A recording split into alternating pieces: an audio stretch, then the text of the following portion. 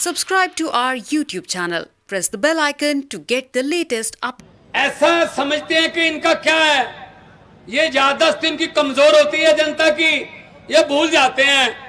आखिरी वाले 2-3 महीने इनको याद रहते हैं, इसीलिए आखिर में आपको लॉलीपॉप देते हैं।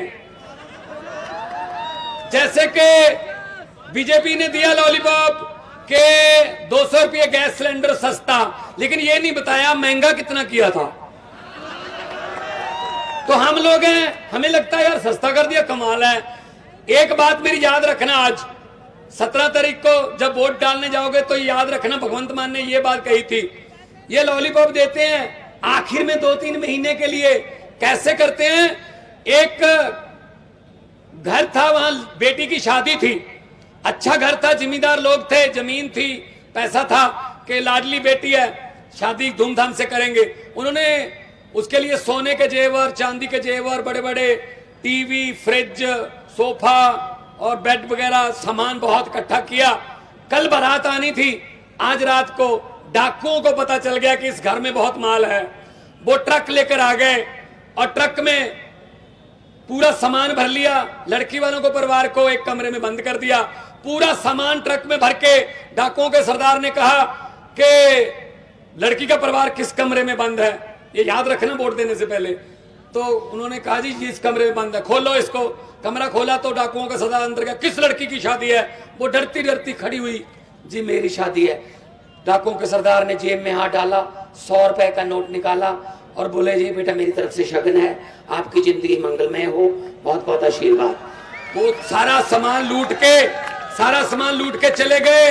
अगले दिन पुलिस आई, भाई साहब परिवार का एक भी मेंबर डाकुओं के खिलाफ FIR लिखवाने को तैयार नहीं था।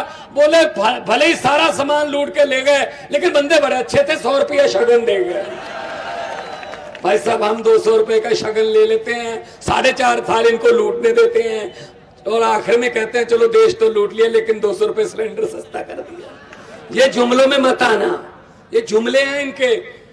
जैसा कि बताया गया प्रशांत जी ने, दिल्ली में काम हो रहे हैं तो अचानक मोदी जी के पास कोई गया कि जी अस्पताल बन रहे हैं, गरीबों का इलाज बिल्कुल फ्री है, पैरासीटामोल की 5 रुपए की गोली से लेके 50 रुपए तक का ऑपरेशन भी गरीबों के लिए फ्री है।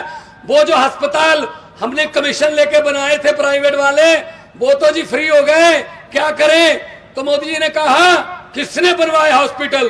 बोले जी सतेंद्र जैन है, अंदर कर दो। सतेंद्र जैन को जेल में डाल दिया। वैसे उसके बाद कोई गया जी सरकारी स्कूल कमाल के बना दिए केजरीवाल ने। ये तो जी प्राइवेट से निकाल के बच्चे, माता पिता अपने बच्चों को सरकारी में एडमिशन दिलवा रहे हैं। जो हमने कमीशन लेके प्राइवेट स्कूल बनाए थे वो पीट रहे हैं जी, वो तो कह रहे हैं घाटे में जा रहे हैं। तो किसने बनाए हैं सरकारी स्कूल? कहते जी मनीष सिसोदिया ने बनाए हैं, अंदर कर दो। मनीष सिसोदिया को अंदर कर दिया।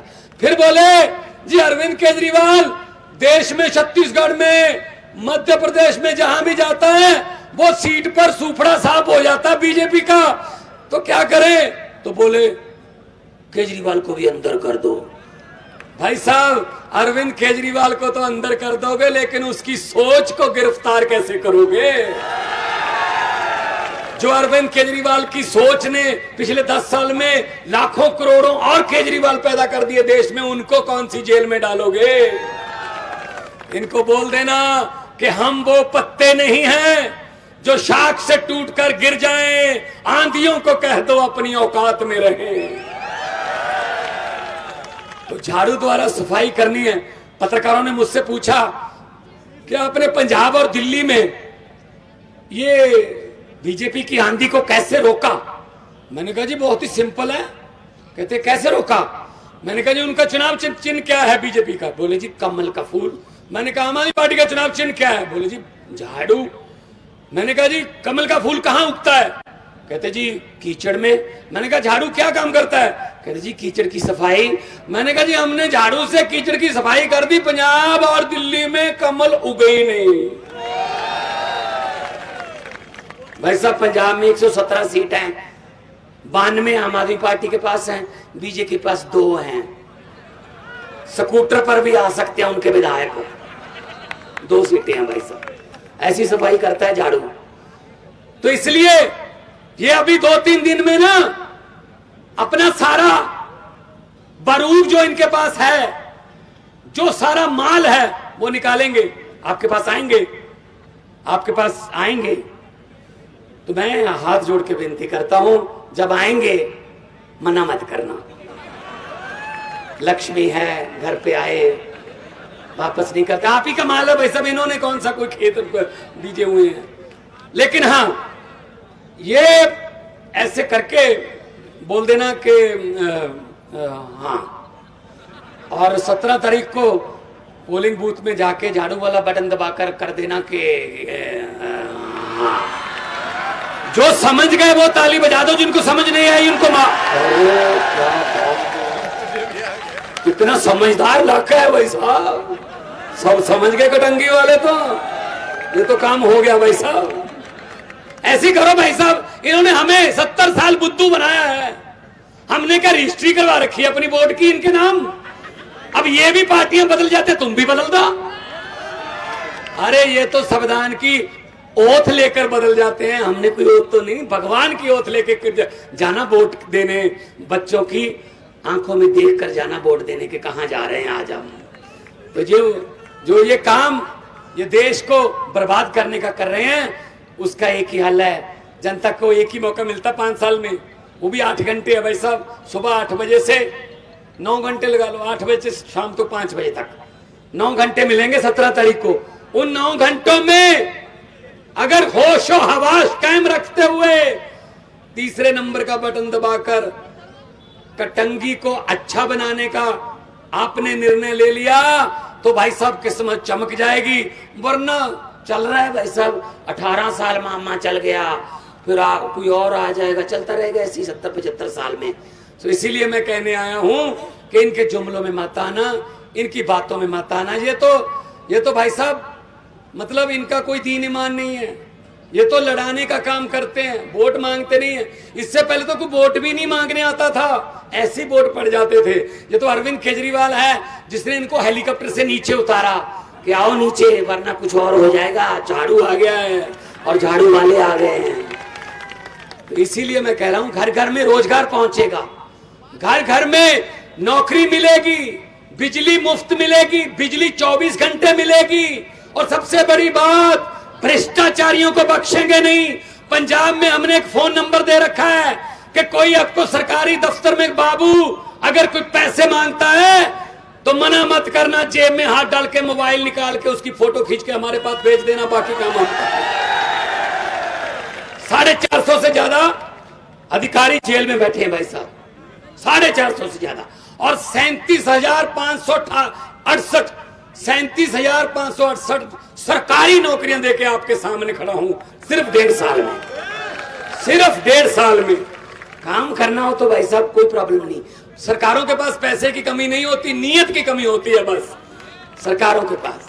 अगर नीयत हो तो सब कुछ हो जाता है, अगर नीयत ना, ये पब्लिक है भाई साहब, जनता है। लोकतंत्र में लोग बड़े होते हैं, लोग जब चाहें आदमी अर्श पर, और बीजेपी की तरह अहंकार करे तो लोग कहते हैं आजा बेटा फर्श पर। फर्श पर बड़े बड़े उतारे हैं लोगों ने। तो इसलिए अहंकार नहीं करना चाहिए, अहंकार नहीं करना चाहिए। मैं तो यही बोलता रहता हूं जहां भी मौका मिलता है कि पंजाब से आया हूं, आप पंजाब में फोन कर लेना। बहुत से पंजाबी मध्य प्रदेश में भी आके बसते हैं, ट्रांसपोर्टर हैं, जमीनें हैं, उनसे पूछ लेना कि पंजाब में 1.5 साल में कितनी व्यवस्था बदल गई है।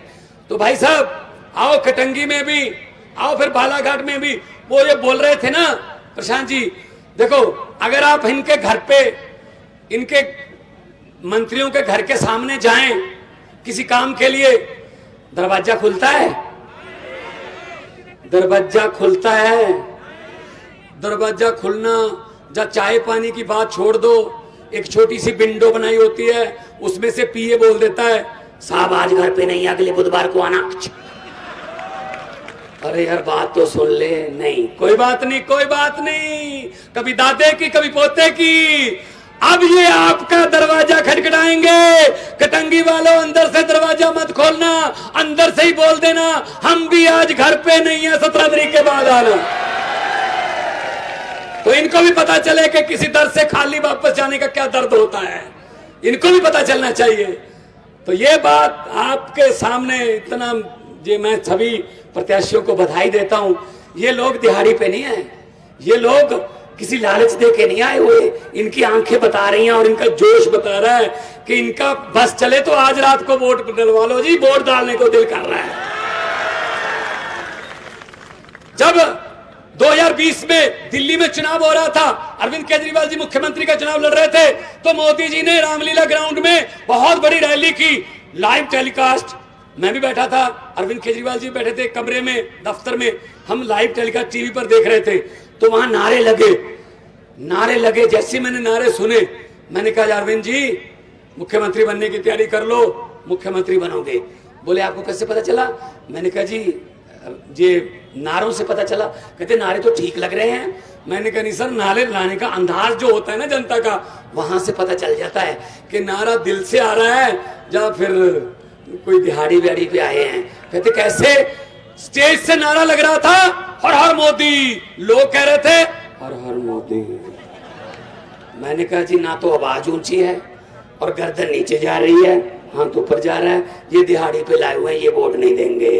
वही बात, अब मैं नारा लगवाऊंगा, हाथ भी ऊपर जाना चाहिए और गर्दन भी ऊंची उठनी चाहिए। आपने भगत सिंह के, राजगुरु सुखदेव के, चंद्रशेखर यादव के बुत देखे होंगे, ऐसे होते हैं, ऐसे के हाथ भी ऊपर गर्दन भी ऊपर, दोनों हाथ ऊपर उठा के दो नारे लगा दो, पता चल जाएगा इनकलाब, इनकलाब, भारत माता की, भारत माता की।